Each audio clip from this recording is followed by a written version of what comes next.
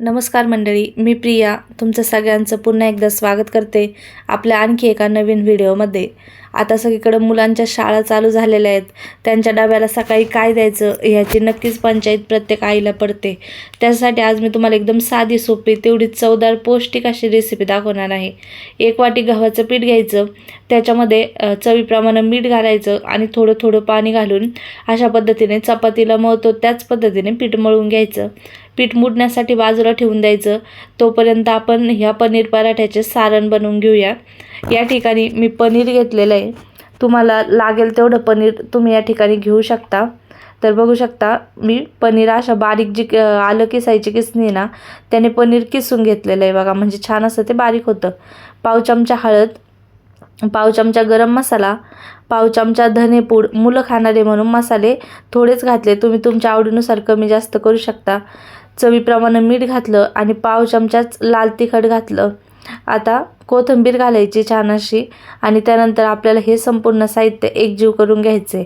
आता तुमच्या मुलं ज्या भाज्या खात नाही त्या भाज्यासुद्धा तुम्ही याच्यामध्ये घालू शकता। बघू शकता अशा पद्धतीने मी संपूर्ण एकजीव करून घेतलं। जर तुम्हाला कांदा आवडत असेल तर तो सुद्धा बारीक चिरून त्या ठिकाणी वापरू शकता, पण मी एकदम साध्या सोप्या पद्धतीने दाखवते जेणेकरून मुलंसुद्धा याला खातील आणि त्यांना डब्याची पंचायतसुद्धा आपली मिटेल सकाळी का गडबडीच्या वेळेस काय द्यायचं, कारण हा पराठा जो आहे ना तो एकदम झटपट होणार आहे। बघू शकता आता एक पिठाचा गोळा घ्यायचा, पीठ छान मुरलं आहे 10 मिनटं। पिठाचा गोळा घ्यायचा आणि पुरणपोळी करायला जशी पारी करतो ना त्याच पद्धतीने त्याची लाटी तयार करून घ्यायची। मध्ये वाटीसारखा आकार करून घ्या बघा आणि भरपूर असं सारण याच्यामध्ये भरून घ्यायचं आहे। बघू शकता भरपूर असं मी पनीरचं सारण याच्यामध्ये भरून घेतलेलं आहे। वरून थोडंसं असं पीठ घालायचं म्हणजे काय तो फुटत नाही पराठा, आणि अशा पद्धतीने ना चिमटीच्या सहाय्याने संपूर्ण दाबून घ्यायचं, म्हणजे काय आपला पराठा हा फुटणार नाही। वरती आलेलं जे पीठ आहे ना तुम्ही ते काढून घेऊ शकता किंवा अशा पद्धतीने ते पीठ आतमध्ये दाबून घेऊ शकता, पण दाबताना एकदम छान असं व्यवस्थित दाबा म्हणजे पराठा फुटणार नाही। आणि बघू शकता बोटाच्या साहाय्याने मी हे संपूर्ण सारण शेवटपर्यंत पसरवून घेतले, म्हणजे असं शेवटपर्यंत छान सारण गेलं ना पराठा खाण्यासाठी पण तो चवदारच लागतो।